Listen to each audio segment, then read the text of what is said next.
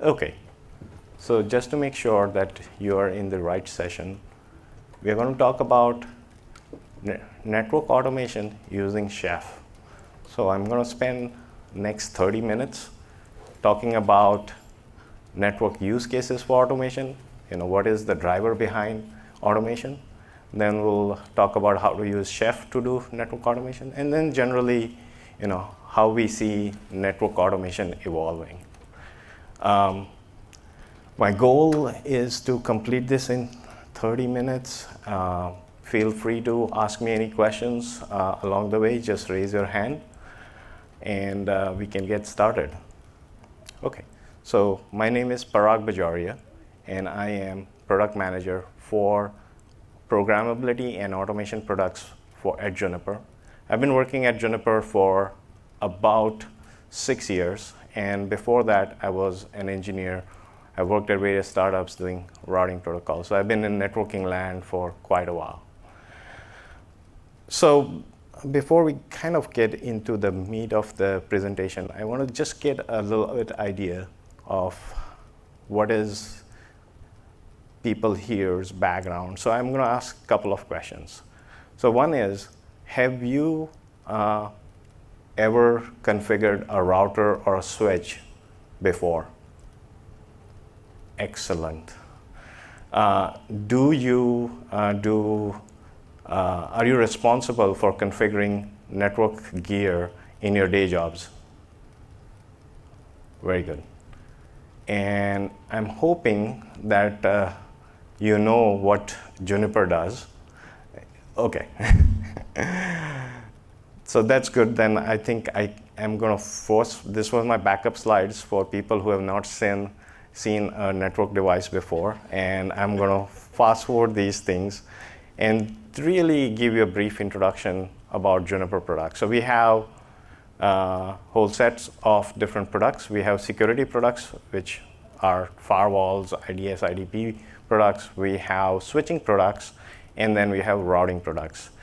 The pricing for this ranges all the way from $500 to $5 million. So we do all level of scale as far as networking gear goes.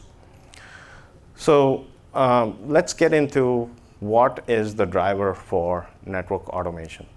So what are the use cases? The first use case that we all encounter is day zero provisioning. I got my router shipped from Juniper, Cisco, whoever, and I need to configure it. Now typically in a small shop, we do configuration through manually, basically typing in through CLI, or we write some scripts to make our jobs a little bit easier. But things get complicated very soon. Let's take an example of a mid-sized enterprise, right? You may have in that mid-sized enterprise 3 different kinds of products. You may have security product, routing product, and switching product. Each one of them is configured a little bit different than the other. Then you may have what role a particular device plays in the network. So you could have a switch that is top of rack or a switch that is sitting in the closet, and that configuration is also different. You may have configuration that you may have to do based on the location. So a branch office configuration will be different from the main office configuration. So as you can see, that the complexity of configuration keeps increasing. Even day zero configuration increases. And this is a perfect problem to solve using automation. The second use case is day-to-day maintenance. I mean, you guys have done some amount of maintenance on your switches and routers based on what you told me. So day-to-day maintenance, what do you do? Well, on a switch, let's say you set up VLANs. On a firewall, if you detect a new security threat, you want to push firewall rules down to your devices. In case of a service provider environment, you may be doing subscriber management. You show up a new subscriber, you want to program in, you want to configure a policing policy. So many day-to-day tasks can be easier and done fast with automation. The third use case is orchestration, which is that you're doing a bunch of things together. which means that, let's take again an example. Let's say you're spawning a web server. So you need to assign that web server to a proper VLAN. You need to put a firewall rule to protect it. You may have to configure a load balancer. You may have to configure a caching server, so which requires you to synchronize across many, many devices. And again, an excellent problem for automation, because if we do it manually, there is a good chance something is going to fail. And there are probably many other use cases for automation. Now, let me take a quote from one of the pioneers of computing industry. And the key parts of that quote that I love is that automation magnifies the efficiency and automation magnifies the inefficiency. Today, we see that network configuration is driven mostly through a manual process. By that, I not only mean that by typing in things, but even how you get something configured. So if there is a need from IT department to do any provisioning, there's a change ticketing system. And it takes hours and weeks before you get this network set up. And we are living in on-demand world today, right? Everything server and storage happens in minutes, and things in network happen hours. So by this huge scale up in the data center and a lot of things that we are running, it is becoming pretty obvious that the network is the bottleneck. And the good news here is that we are trying to fix this bottleneck. And how do we go about fixing this? Well, we are going to automate network configuration through Chef and some other tools. Before we get into the specifics of how it works with Chef, I want to just give you guys a little bit information on how you do network configuration and how does it compare to server configuration. So if we look at server world and you look at how do you configure a particular application, you have a config file and you change that config file according to whatever parameters that you want to, okay? And then you restart the service or just sig up it and it picks up the new config and on it goes. Now, this is another example where I'm showing you how MongoDB is configured. So each application has some specific configuration that you tweak. And how have people automated that tweaking of that config? By writing parsers that parse that config file, and then they write to it. Now, one observation you can make is that there is different config file for different applications. So there is a huge variety of different config files that you will see, and each one works a slightly different way. So the parsing of these config files is a difficult job. Luckily, most of the popular applications have been automated, so you don't have to worry about it. Now, looking at that, and let's take a look at network configuration. So you have a set of network devices on which you have various applications running: OSPF, BGP, MPLS, LLDP. These are all network applications. And the way you do configuration of networking devices is typically manually through what we call command line interface, CLI. Now, the way to think about this command line interface is it's like a fancy editor. Okay, it makes your life easier by providing you help in configuring the network device. Okay. Now, typically, the network configuration is done hierarchically. So that means that when you are configuring an interface, you would say config interface, and then you would assign different properties to that particular interface. So IP address, for example, or speed of the port. Okay. So it is structured configuration, how you configure different applications. And by putting a structure on the configuration, it makes it easy, as you will see in next few slides, to automate things because it's organized in a certain way. Okay? So in a sense, network configuration works similar. There is a config file. It's just, there is a big file somewhere sitting in a database, and you're doing same things like you do in server, configure it, and then the application picks it up and on it goes. Okay, now let's talk about how does things work with Chef.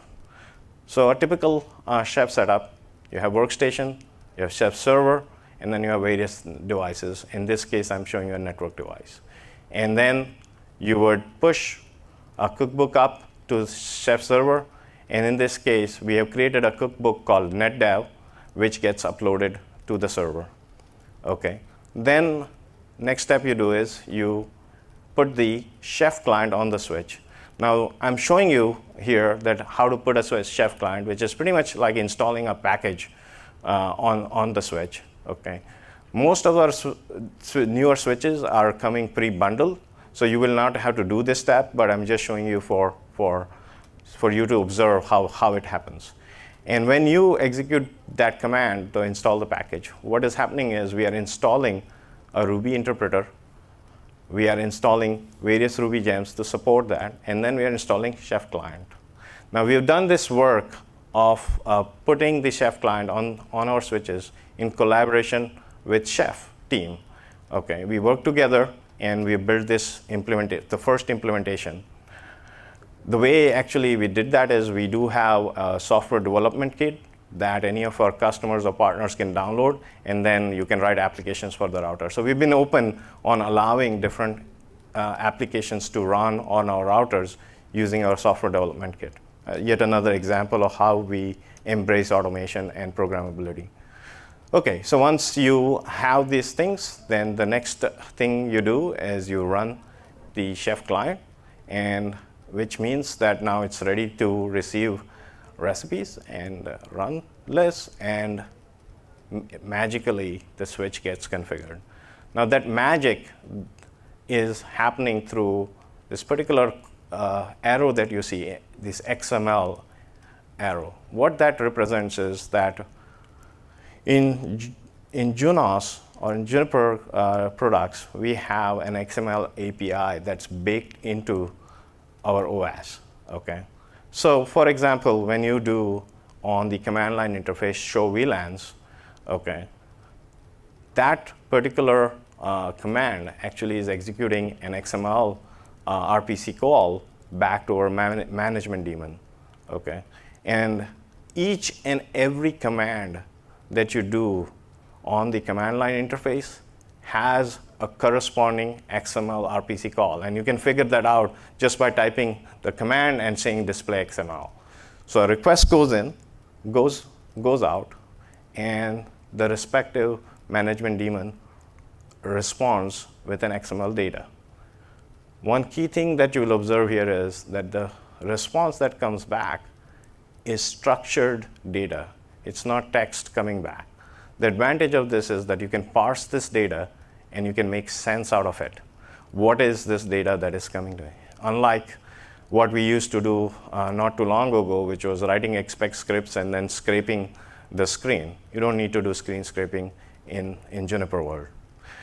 Now what we have done is we have taken this XML API and we have exposed it through different interfaces. One is through an HTTP interface, and another is through netconf interface. Netconf stands for a protocol called network configuration. Basically, it's an SSH-based protocol, okay, inside which you can exchange, you can do RPC calls. Not only have we exposed this API, but we have created various language bindings on top of that so that you can exercise this API in the language of your choice. So we have language bindings for Perl, PHP, Ruby, Python. We have an implementation for Node also, just as an experiment. But we have done, there is various level of libraries that we have built. And then later on in my slides, I will show you that we have even created a mini framework on top of this to make it NetOps, to be customized for NetOps person, so that you don't have to deal with a lot of netconf detail. If you want some data, let's say interface statistics, you're directly trying to grab that versus going through this, parsing XML and getting all that data. So we'll talk about it in a little bit.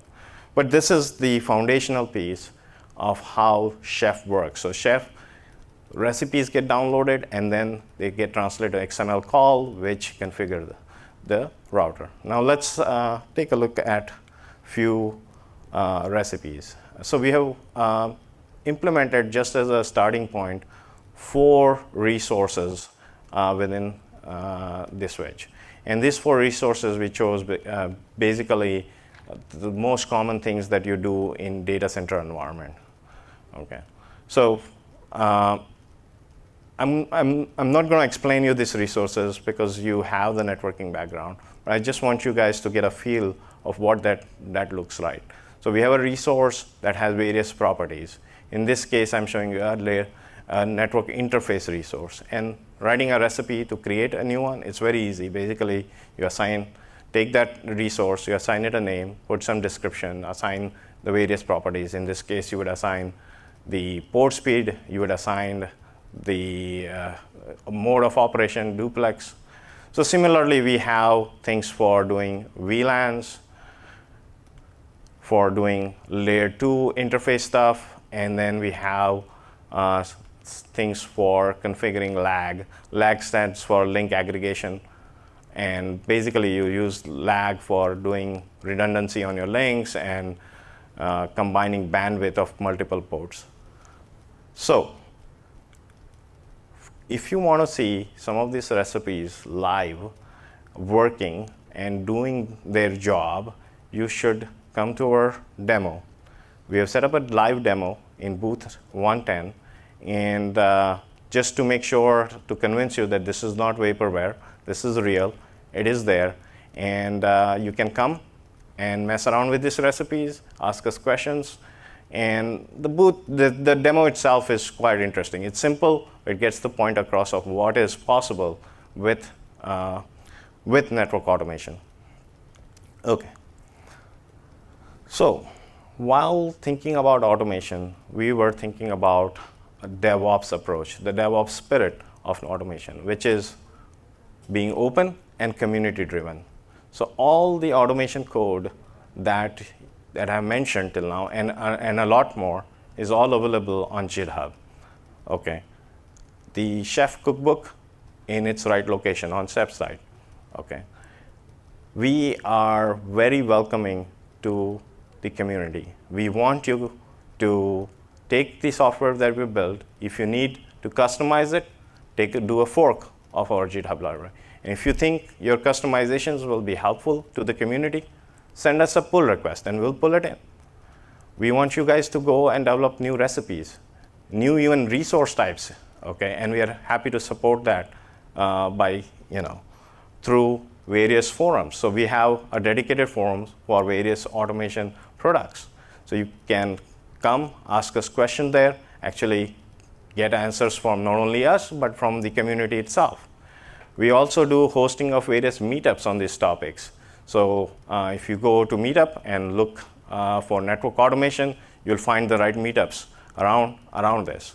So come to one of our meetups, we'll do hackathons there, and you can learn a lot more there. Again, the idea is that we want to engage with the community because network automation is at its nascency, and we need the community support to make it mainstream, make our lives easier. We also have all the documentation for the Chef available on our main site, and we also have a dedicated website which is techwiki.juniper.net, which is only dedicated for all the automation resources. So it has full collection of the resources. So you can see there is a card in front of you which has all the resources around automation available. So you can just there's a QR code on it, you can scan it and get to the right places to learn about network automation. And finally, yes, we are doing all this under a very liberal BSD style license, so you don't have to worry about any copyright on all that BS, okay? Okay, so the main point is that we welcome your community participation. That's how we've designed this automation products, and we would love to engage with you. Okay, so I think I'm going to take a pause because I'm going to shift to another topic about talking about network automation in general, not specific to Chef. So if there are questions that are related to Chef, I'm happy to answer them now.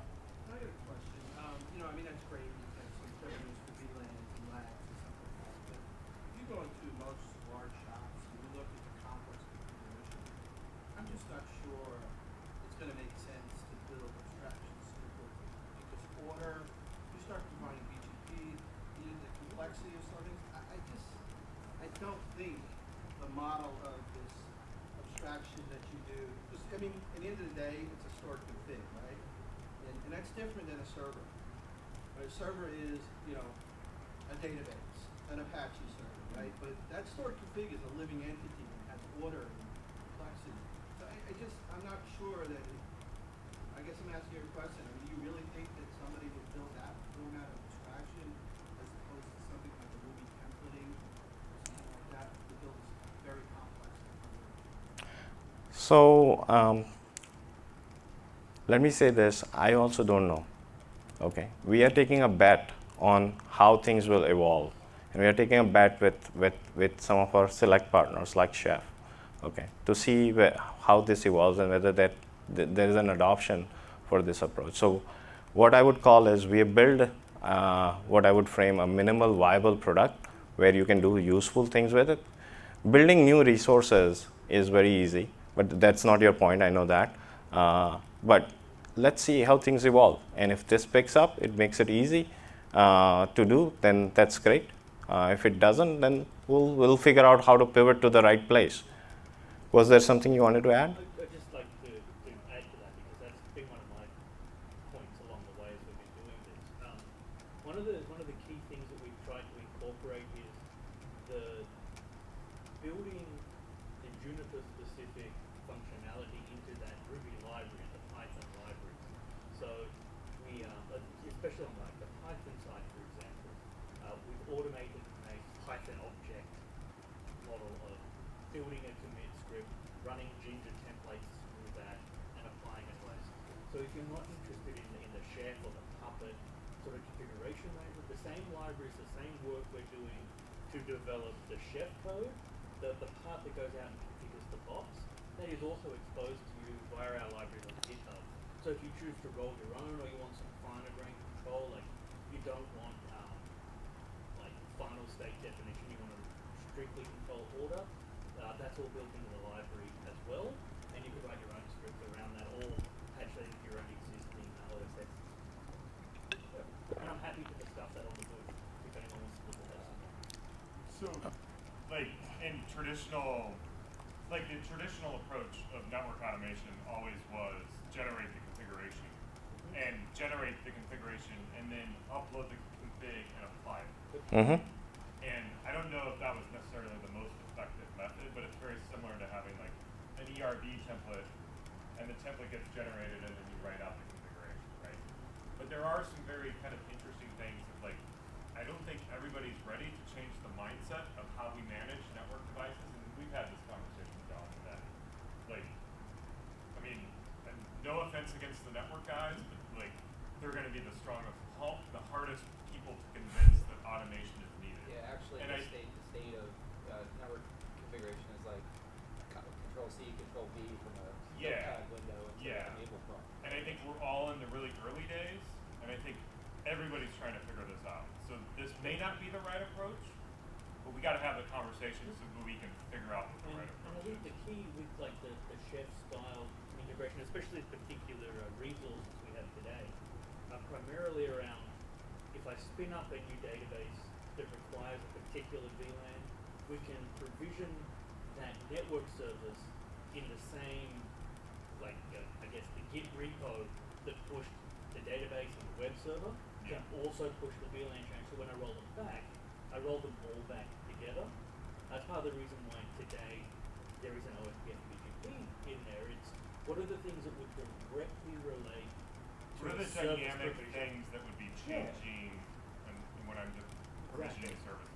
Yeah. One thing I would also add that when we think about Chef and building these resources, we are not thinking Juniper only, right? We are thinking industry-wide resources that are standard way of. So if you have switches from other companies, you can use the same recipes to do the same thing.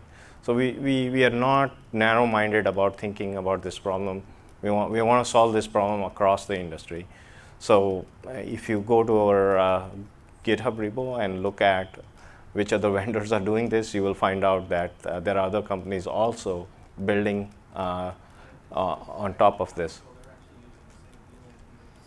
actually using the same VLAN units. Taking Jeremy's stuff, and every vendor has not only their examples, the same interface link and the same. Yeah, we kicked it off, and I'm glad to see the adoption of other vendors. And I'm very much in agreement that we haven't figured this out.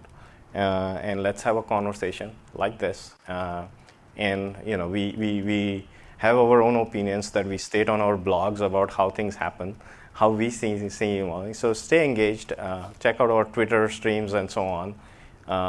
If you want to see what's going on in network automation.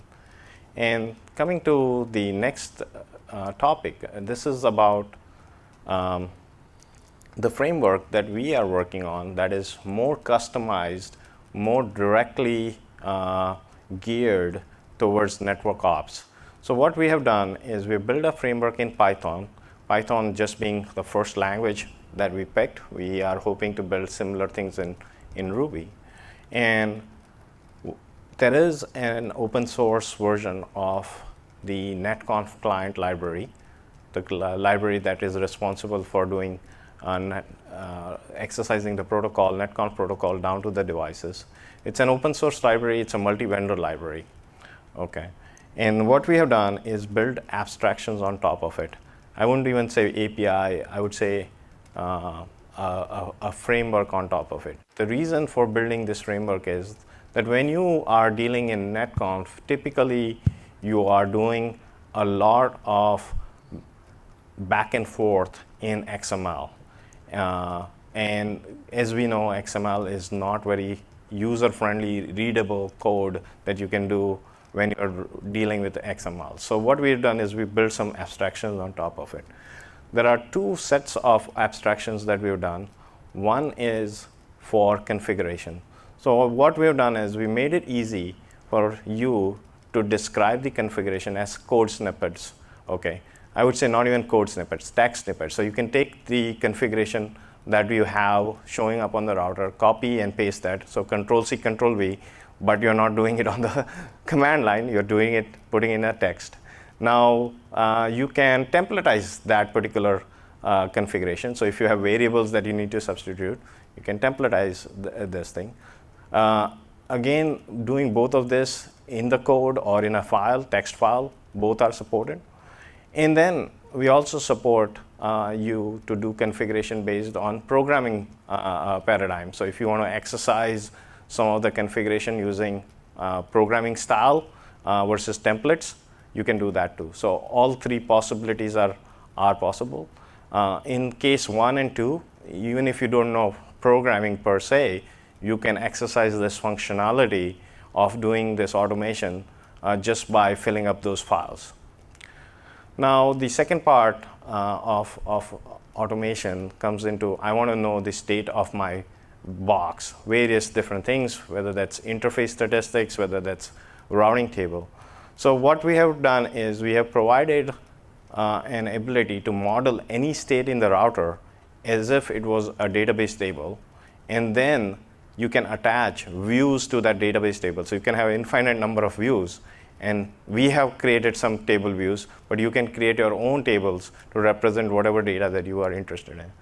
So what happens is that now when you are trying to collect different set of information from the router, you can create a simple view, pretty much a YAML file, and there you go. When you run that script, you get all the data that you want without any complications of netconf, without any complications of even programming in Python. But again, like configuration, if you want to use Python, you want to use the programmatic way to access this, that's also available. Now, in order to make it easy for you to learn this framework, what we have done is we have provided you utilities so that when you fire up a Python shell, you can exercise many of this functionality by just typing few commands, and you can see how you can interact. So as you're developing some scripts on top of it, this is an easier way to do some testing. Now, we have seen some of our customers develop simple things with this framework, and some of people have developed very complex things.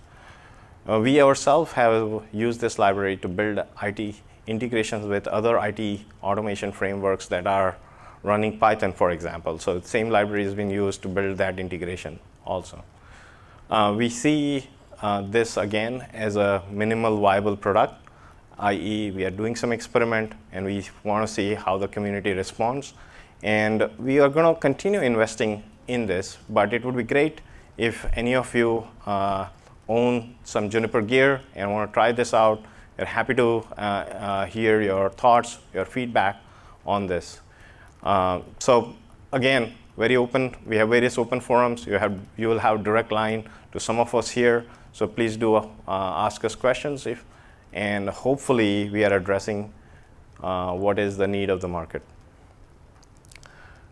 Now, I just wanted to put this complicated picture in front of you just to show you that at Juniper, when we are thinking about building products, we are not just building products. We think about building platforms that have APIs that you can interact with. So we have a whole suite of products that have APIs exposed to it. Okay. So for example, our network management system called Juno Space, which is in the center, it provides you APIs to collect topology information. So if you are trying to do something, push some policies across different topology, you can use Juno Space API to extract that topology and then write Python application or Chef application to configure that topology. Excuse me. So you can see the mindset that we have around building products and making sure that they are automatable. Actually, one of the things that we are currently engaged is building recipes and cookbooks to automate across the whole portfolio. So tomorrow, when you are trying to set up a tour, there should be a recipe there that instantly sets it up. Day after, you are ready for the new revolution in networking called software-defined network, and you need to set up a Contrail controller. Well, there is going to be a recipe for that, and it will be done in minutes. So the idea is that we're going to continue building and simplifying things so that you can quickly experiment with the network and get your job done faster, more efficient, error-free way. So that's all I had for this presentation. I will pause, see whether there are more questions. If not, maybe I'll encourage some of the Juniper team to ask questions.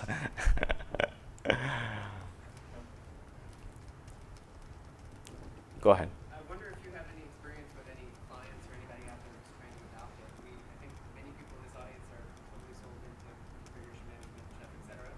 We have a hard sell sometimes to some of the older wizards focused on the network side. My question more directly is, do you have a pattern for additive changes where we can, for instance, go to said network team that has the Control-C, Control-V, 10-year-old generated config file and say, great, I'm adding a new database or I need a new community land. I guarantee that I've got a test suite or that I'm only making additive changes so that we can start to build some confidence from the network side that we can partner with that? Yeah, so for that, what I would recommend is looking at the Python library, because what you can do is you can take existing configuration, existing scripts, and kind of wrap it and work along with that. So as you're building new functionality, you build that in Python while keeping all the old stuff around and still useful. So The only path in is through this. So you essentially take existing config, take it as a template, and then every new change going forward, be it new automated or old manual, has to come in through the Python template inside.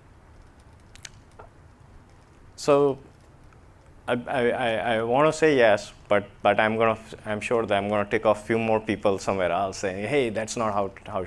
So actually, we are not prescribing a way to do it because there are different needs for different customers.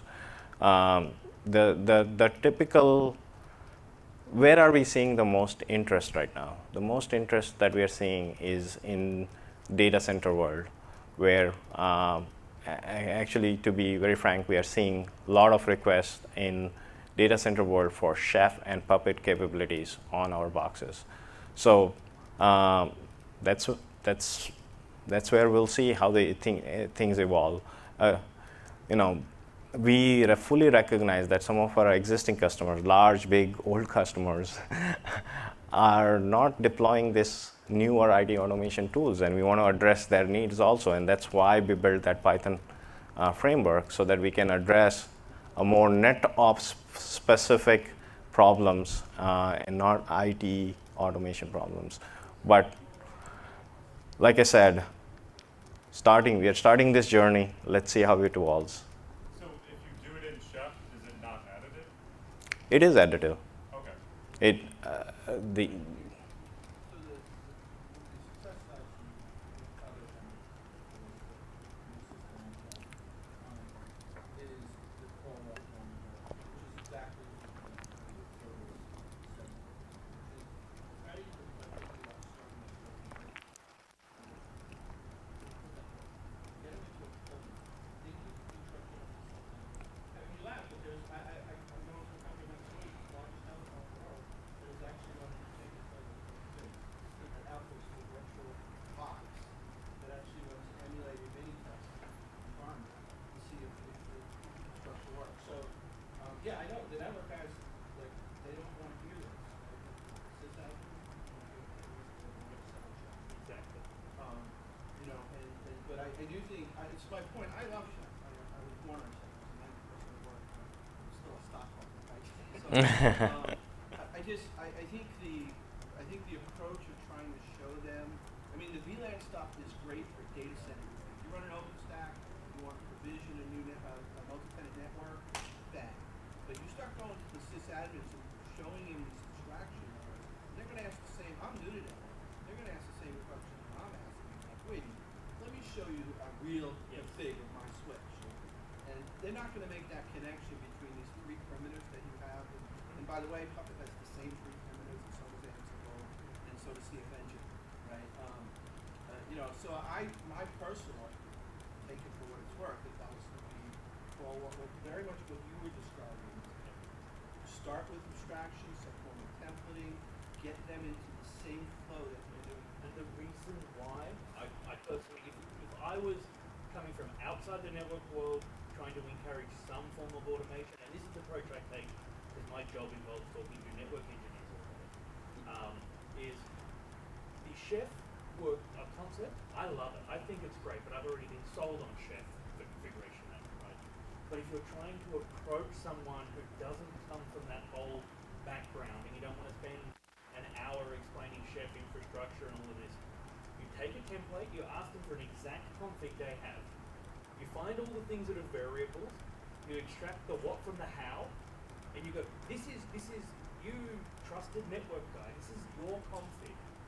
You design it, you have complete control, and when you automate that to a template, what he sees is, here is my config that I created and I own in exactly how I read it.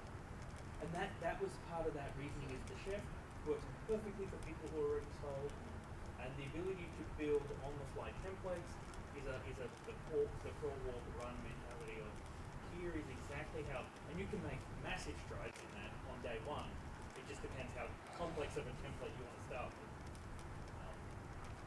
And I've done that for adding BGP neighbors, adding OSPF interfaces, all of those things, because it's smart person, tell me what that looks like.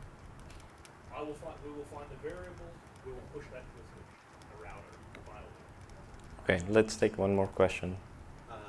Your Chef client running on the router, do you provide any sort of OHI data Yes. there? And what does that look like, or what are you collecting out of the box? Usually the model number the OS that it is running, the which OS image versions, the facts about the box itself, how many ports and memory and CPU. So the typical stuff that you will see. So facts is a fundamental component in both libraries, regardless of whether we displaying that through OHI. We've built that as, even programmatically, you can say device.facts, for example, right? Yeah, first Hello World program. One way to pull that out by a knife, right? And being that it's in the library, any additional facts you want to add to the library or expose via OHI, you can again utilize that by a knife. They're in GitHub accepting pull requests. Let us know if you want. Okay, I think we may be running out of time. Is it? Yeah, it's 3 p.m. So let's pause here. We will all be hanging out. The Juniper team will be hanging out in booth 110. So if you have more questions, please do stop by. And thank you for your attention and time.